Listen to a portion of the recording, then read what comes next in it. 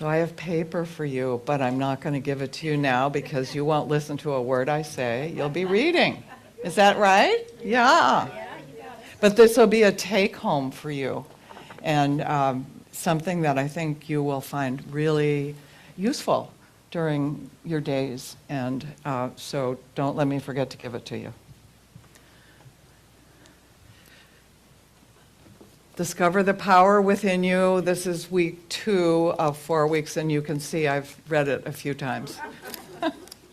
And even more this time, I was finding new colored tabs to put in. So it's fun. 1992, I got this book in Sacramento at CEP, Continuing Education Program, for my licensed teacher.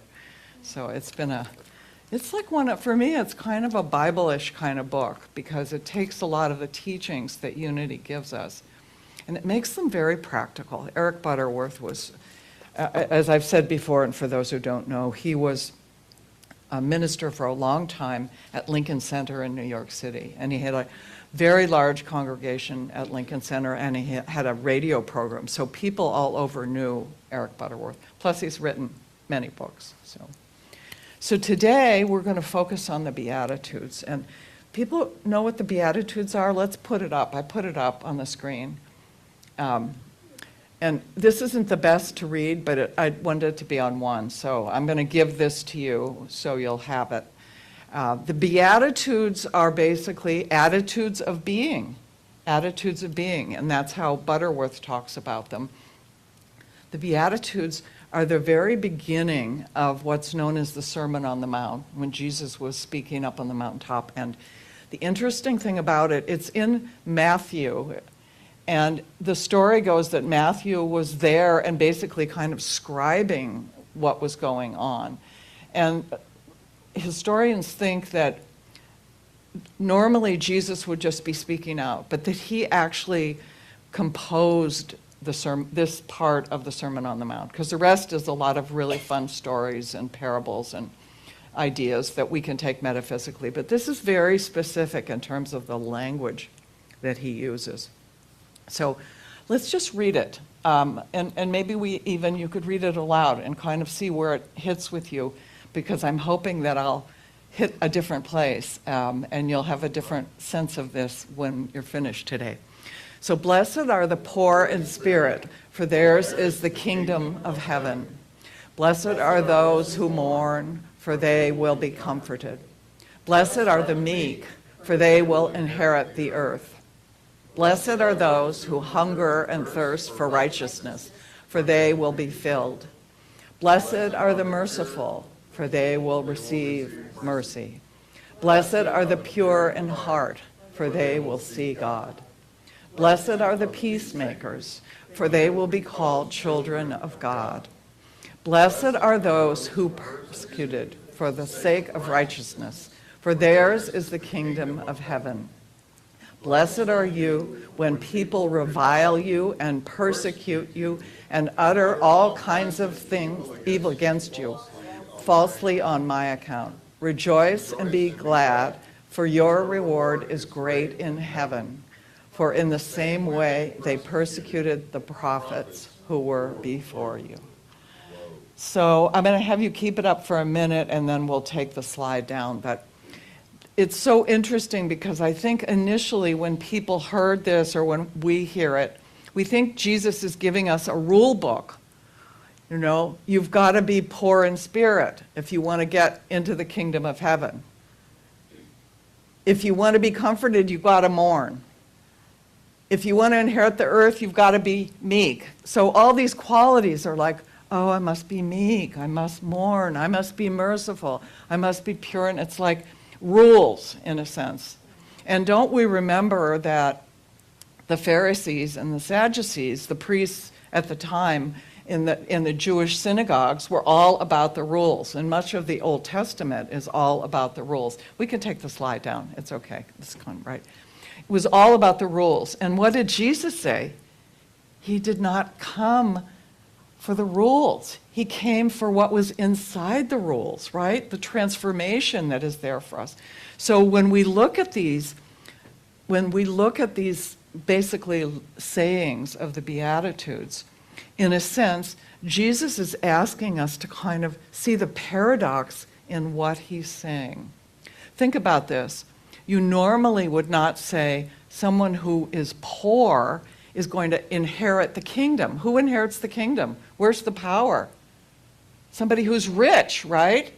That's where the power is. But Jesus is saying, poor in spirit will inherit the kingdom. What about the next one, which is, blessed are those who mourn, for they shall be comforted. When you're mourning, what's going on? You're feeling sad, you're crying. How can that be comfort? See what he's like twisting things a little bit. And we're going to talk a little bit more about this. The next one is, blessed are the meek, for they shall inherit the earth. Think about how little meekness is in our world right now. Meek is not going to inherit the earth. It's just like we think you've got to have power. You've got to have power. Blessed are they that hunger and thirst for righteousness, so they shall be filled. When you're hungry and you're thirsty, are you full? No, it's the opposite, right? When you're hungry and you're thirsty, you're not full. So he's talking about something at a very different level than the level that most people think when they hear the Beatitudes. He's not talking about qualities of rules about how we have to show up in the world.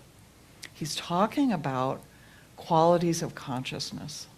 And it's really powerful to read this chapter in Eric Butterworth's book, Discover the Power Within You, because what he shares with us is that what Jesus has created here in his radical way of kind of saying things without saying them, because that's how he was a subversive, he was a radical in his time. What he is doing here is he's laying out the path of consciousness that we go through as we come to discover the power within us. That's the name of the book. It's a process of discovery, isn't it? We don't just like, oh, I'm there, I totally get that I'm a divine being, I'm acting through the presence and power of God. I wish we did. But it's literally a process. It's so beautiful to begin to see how this is framed and how literally Jesus framed it, and then Eric Butterworth gives us an opportunity to explore. And because there are 8 of these sayings, I would be confusing and talking forever if I went through all 8 of them, but I thought I would kind of hit on 4 of them and help us understand this pathway that in consciousness that's literally taking us to a place of awakening, fully awakening into the presence and power of God. Meg talked about it in her prayer, that we want to be there, don't we? So the first one that he says is the beginning, really the beginning of our journey. And he says, blessed are the poor in spirit, for theirs is the kingdom of heaven. Blessed are the poor in spirit, for theirs is the kingdom of heaven. We want to understand the word blessed and what that means, or blessed, but we say blessed often when we do the Beatitudes. What this means, the translation is, to be blessed is to have prosperity and abundance bestowed to you, and in all areas of life, to feel that sense of being filled up with all the blessings and abundance of life. So even right there, to say blessed and then he tags it on with poor is kind of an interesting combination. Also, he says that if you are poor in spirit, you will inherit the kingdom of heaven. The kingdom of heaven. We talked a little bit last week about how when Jesus is talking about these places the kingdom of heaven, he's literally talking about consciousness. He's talking about places that we're holding in our consciousness. And Butterworth translates heaven as being transformed by the renewing of the mind. When we're in the kingdom of heaven, we're in a place where the old order that was taught by people, like what to do, is no longer part of what we're following. We're moved into this higher consciousness of transformation. And what we're going to see as we go through some of these Beatitudes is how this movement literally flows for us. And my prayer is that by the end of today that you'll be curious about where this is moving in your life. And that's part of the reason I'm going to be giving you this sheet, because there are a lot of affirmations that you can use to kind of energize whatever is going on in your life. So when Jesus is talking about poor in spirit, he's not talking about poverty in the sense of not having money or not having resources. He's talking about having this openness and this emptiness, this sense of like, I'm ready, the childlike quality of being open to whatever is available that Spirit has for us. And what he's saying is, this is one of the first ways that we can begin our spiritual journey. And maybe for you, you've been one of those kids who was always like just so curious. You loved fairies. You know, could see things that other people couldn't see. There's a quality of this poor in spirit that becomes the launch pad for some people's spiritual journey. But not everyone has that kind of an awakening to the life of spirit and to spiritual consciousness and the movement of spirit and the transformation that can happen when we begin to wake up to our spiritual nature. And so the second one that he says is, blessed are they that mourn, for they shall be comforted. And this is really interesting because when you're mourning, you're feeling grief, you're feeling sadness about what? About something that you loved, right? We don't mourn something that we don't care about. We mourn something that we've lost that we love. So oftentimes, that will be the launch pad for somebody to awaken into their spiritual life. They'll find themselves somehow lost, like even if we think about the prodigal son, we talked about him last week. He was there with eating, the food of the pigs, and all of a sudden he came to himself. In a sense, there was the mourning for the life he had before. There was this waking up experience. And that's often what happens for us in our life. There's something that we realize we're missing. But we may not even know exactly what it is, but we are comforted in the morning because it wakes us up to our spiritual nature. Very powerful. The next one that he talks about is, blessed are the meek, for they shall inherit the earth. And meekness is not like mouseness. Meekness is not being a mousy kind of energy. Meekness is about sensitivity. Meekness is about our willingness to surrender in the moment to something that we might not know, we might not intellectually know. And it's often, Butterworth talks about how important it is to be willing to let go of that intellectual knowing that often gets us caught trying to figure out where we are in our life, and to become aware that the presence is always flowing into us, that we can become surrendered and sensitive to that quality of divine presence.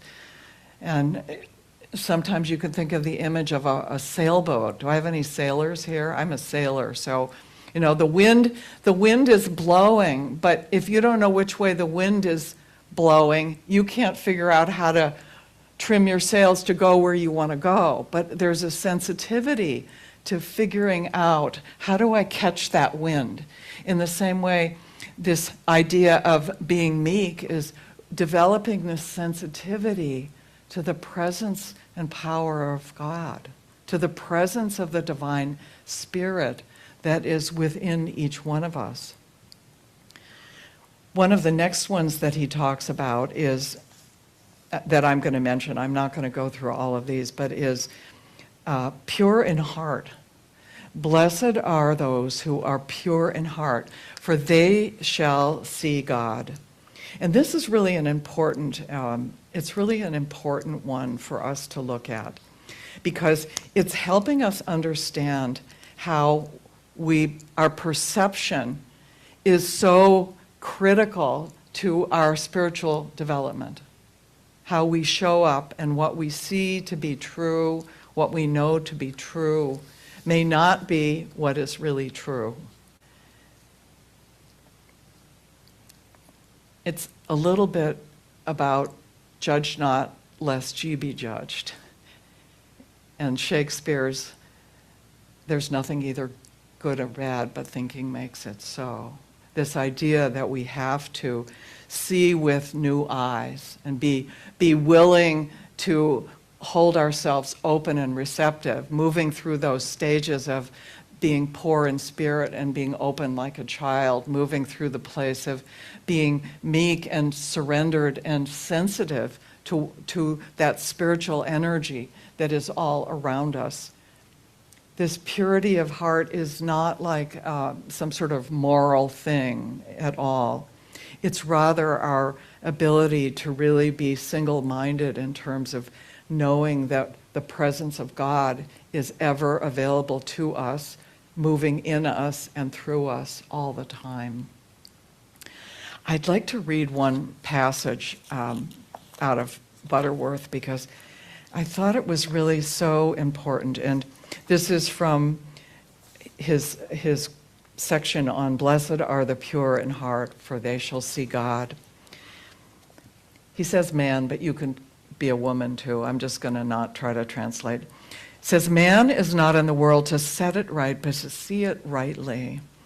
And right seeing is the passport from illusion to the heaven of accomplishment.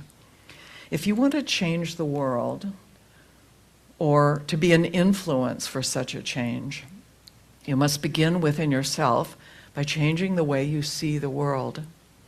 Get back to the principle, a whole universe, a whole person, and see in this purity of consciousness, and you will project a healing or a wholesome power.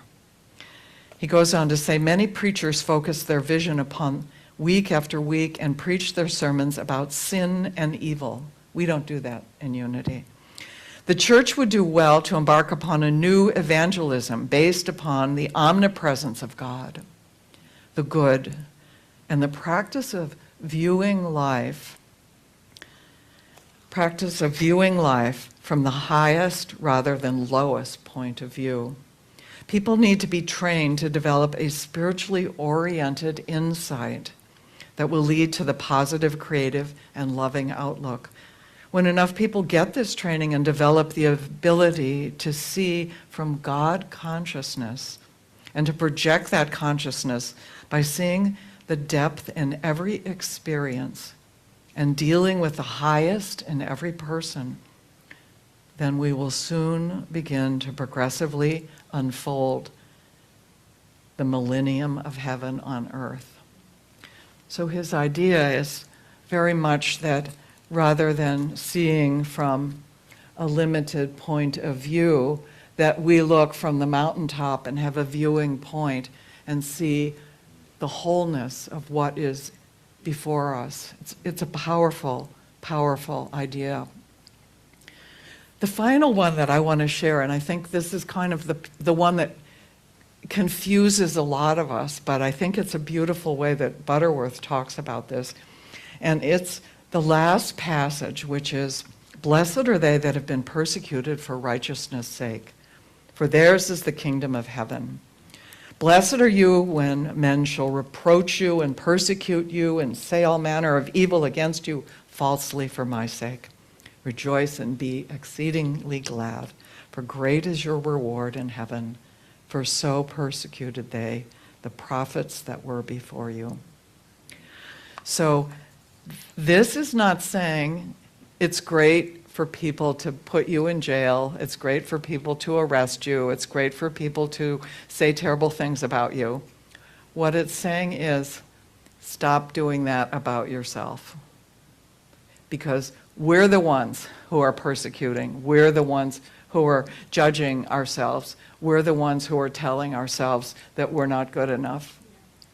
And it's interesting because in this progression that he's giving us, this is the last one.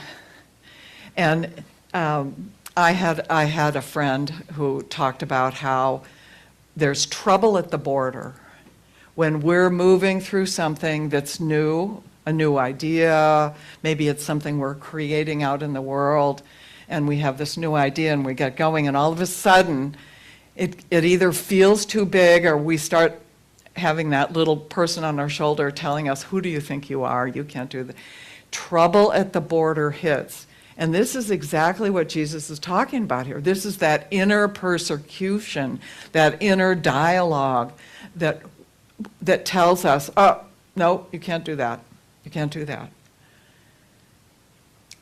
Butterworth says this is the actual, it's like the signal that you're on the right path. This is the signal that you're moving forward in that higher field of consciousness.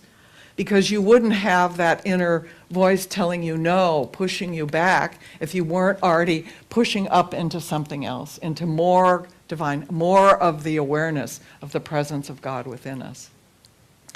And my original minister, Richard Manti, used to call it second force.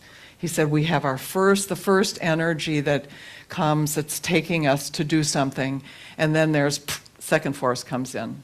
And it hits us, and we start questioning, and that's exactly what Jesus is saying.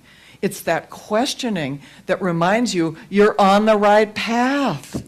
You're on the right path. You're just about ready to break through into that higher consciousness. And how many times does that happen? And that's when we shrink. We get small again, and we start over, and then you ask, I feel like I've done this before.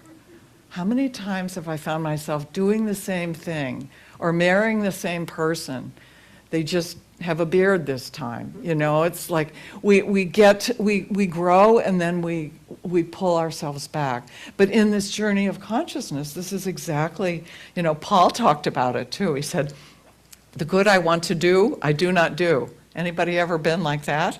And I'm not talking about diets or not eating, but that level of consciousness, how we want to show up in the world. Butterworth says this is really good news. This inner struggle isn't a sign of failure. Rather, it's evidence that something higher is awakening within us. Even Jesus had it. Remember when he was in the wilderness, right? And they're saying, oh, you don't need to do this. I mean, you could turn the bread. You could get bread out of those rocks. We know who you are. What did Jesus say? Get thee behind me, because he knew that was that kind of temptation, the temptations that we have. So the cool thing about the Beatitudes is it's really not asking us to be meek. It's not asking us to be poor in spirit. It's not asking us to continually mourn. It's not asking us to really be anything other than a spiritual being having this human experience and growing in our discovery of the power within us, the divine power, the divinity that we say every week. The second statement, there's one presence and one power. Statement number 2, that same power indwells each one of us. And part of what this book with Butterworth and these Beatitudes are all about are really reminding us that it's a journey, that there are different qualities on this path, and that wherever we are is the perfect place. I'm going to have, maybe Meg, would you help? And maybe somebody else could pass these out, because I want to just share what these are. you want to do that? So, yeah, that's good. So what Butterworth did was he took each of the Beatitudes and he created an affirmation, which is a flip for you. Basically, it's another way for you to really understand. And so what I've felt would be really a wonderful exercise for us this week would be just to notice if one of these speaks to you. So let's just go through it just so everybody's on the same page here. So for the first one, instead of reading, I am poor in spirit, for theirs is the kingdom of heaven, let's read it together. I am open and receptive to the flow and the outpouring of all there is in God. The second one, blessed are they that mourn, for they shall be comforted. I am grateful for challenges that lead me beyond my extremity to God's opportunity. Blessed are the meek, for they shall inherit the earth. I am in tune with God. That which is God-inspired and God-directed shall prevail. Blessed are they that hunger and thirst after righteousness, for they shall be filled. I seek with all my mind and heart, and I shall find. Blessed are the merciful, for they shall obtain mercy. I keep my thoughts centered upon only those things that I want to see manifest in my life. Blessed are the pure in heart, for they shall see God. I see the world not as it is, but as I am, and I am in spiritual unity with God. Blessed are the peacemakers, for they shall be called children of God. I am a child of God, and I act like one. I am a radiating center of peace and love. Blessed are they that have been persecuted for righteousness' sake, for theirs is the kingdom of heaven.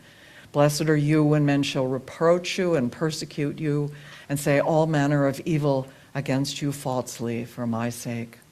Rejoice and be exceeding glad, for great is your reward. For so persecuted they the prophets that were before you. In my quest for truth, I press on past my humanity to a deepening awareness and an increasing releasement of my potential divinity. So you ready for an increasing releasement of your divinity? It's quite a big word there. Anyway, I hope this will be something that you will carry with you, and maybe you'll find one of those that you'll focus on for a day or a week and enjoy anchoring one of the affirmations in your heart. So let's take a moment. I'll have the ushers turn the lights down. We'll take a moment and just focus in prayer.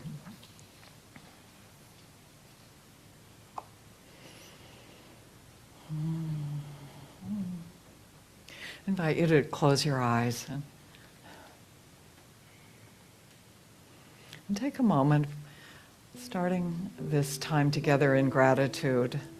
Gratitude for the blessings that the unity teachings have brought into your life, the gift and grace of this metaphysical way of understanding ancient wisdom, the gift of the many teachers who have gone before us, especially of Charles and Myrtle Fillmore, and right now of Eric Butterworth.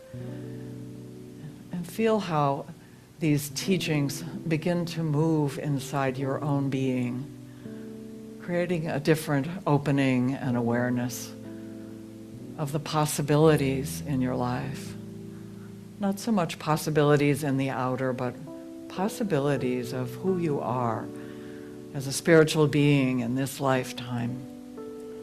So taking a moment, I invite you to just open your heart, surrender more deeply with that sensitivity, that meekness to become permeable to the presence of the divine in your life right now.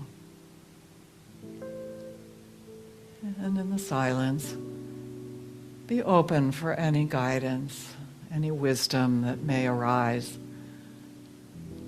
as you tune into the presence and power of the divine within you.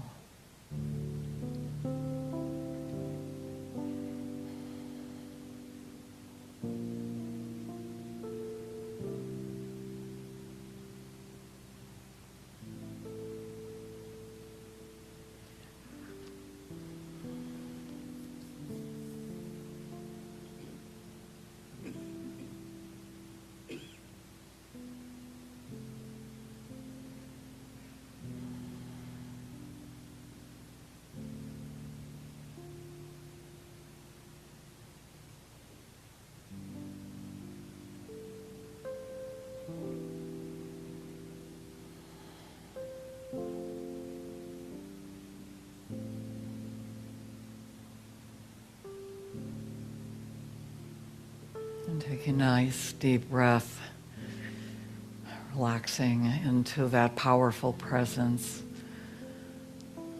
and offering gratitude as the journey continues, continuing this magnificent discovery of the infinite power within you, the power, the grace, and the love of the divine that you inherit as a child of God, a child of the one presence and one power. And as you're ready, you can bring your awareness back into your physical body and gently open your eyes and come back to our room together. Perhaps a little smile on your lips. Only I get to see.